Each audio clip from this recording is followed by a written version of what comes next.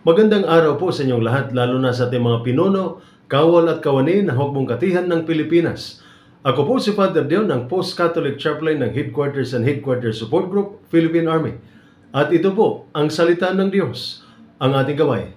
Ngayon po ay Wednesday, April 23, 2025, ng unang linggo ng muling pagkabuhay. Nalulungkot ka ba? Litong-lito? Parang talo na ang laban ng buhay? Ganyan din po ang nararamdaman ng dalawang alagad na Jesus sa Emmaus ayon po sa ating ebanghelyo sa araw na ito.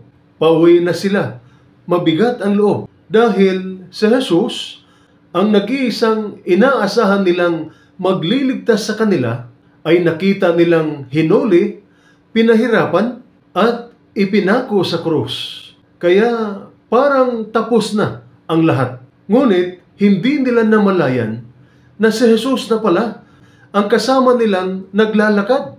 Tahimik lang siya, nakikinig, sumabay sa lakad, hanggang sa paghati-hatiin niya ang tinapay. Doon nila siya nakilala. Totoong makatagpo natin si Jesus sa paghati-hati ng tinapay sa Eucharistia, sa kanyang katawan at dugo. Ngunit tulad ng dalawang alagad sa Emmaus, kasama na din pala natin si Jesus sa araw-araw nating paglalakbay. Kapatid, sa pagpapatrol mo sa bundok o sa checkpoint sa kalsada, kasama mo na pala si Jesus. Sa mga gabing nagjo-duty o nagbabantay ka habang iniisip mo ang iyong pamilya, nandoon si Jesus. Sa mga gabing nagpupuyat ka upang matapos ang staff work na pinapagawa sa iyo, kasama mo pala si Jesus. Sa panalangin mong paulit-ulit, ngunit parang walang sagot, nandoon si Jesus. Tahimik lang, ngunit naririnig ka. Minsan si Jesus ay nasa kasamahang nagtatanong sa iyo, kumusta ka? O sa chaplain na handang makinig sa iyo. Kaya ang totoo, hindi tayo iniiwan ni Jesus.